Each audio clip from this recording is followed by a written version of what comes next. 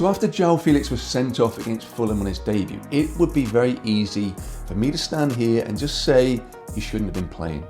Now, he actually played very well in that game, but still, he should not have been playing in that game, and here's why. Now, every player knows that when they play to their best, they play on instinct. Now, in every game that you've played in, when you've played to your best, you haven't consciously got to think about what you're going to do next with the ball. You're not consciously thinking where you're going to play it, who's going to be making runs around you. Those thoughts are conditioned, and that understanding of your game then becomes automatic. You instinctively know the runs to make, the passes to play. You don't consciously think what you're going to do with the ball. It just happens, particularly when you're playing to your best.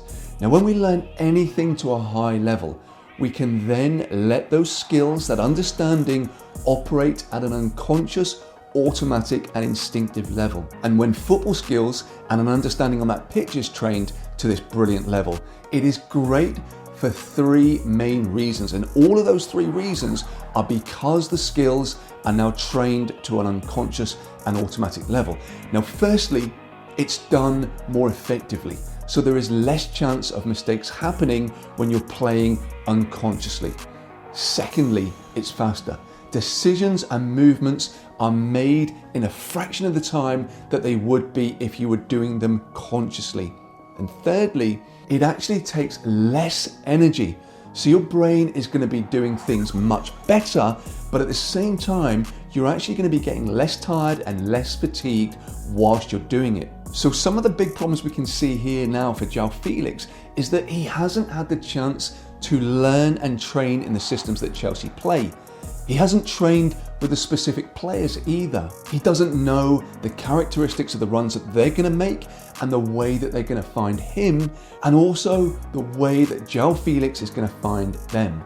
Ultimately, despite the fact that Felix actually had a decent game, he was never ever going to be able to play to the levels that he was capable of playing at. It was just physically impossible, as there's too much unknown to what is going on around him. So for the majority of his game, he's going to be playing consciously, thinking about every single thing that he's got to do in that game.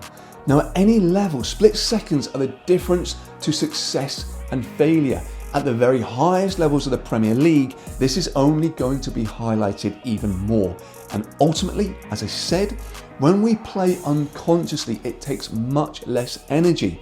But as Joao Felix had to play at this conscious level, he also expelled more glucose energy in his brain, resulting in tiredness, resulting in fatigue up here. So things such as decision making start deteriorating. And I've no doubt that this was a big contributing factor to that rash red card challenge that is so uncharacteristic to Joao Felix. So as I said, it's easy for me to say in hindsight that Joao Felix should not have been playing. But for me, the only surprise was that he actually had a decent game up until when he got sent off. But he has so much more potential than what he did in that game. So it is a very exciting prospect for Chelsea and the Premier League for when he starts playing. It is just a shame that we are now going to have to wait so long to see it. So ultimately, he should have been nowhere near that game until he was up to speed with a conditioned understanding of the systems that Chelsea deploy, as well as the characteristics of the teammates around him.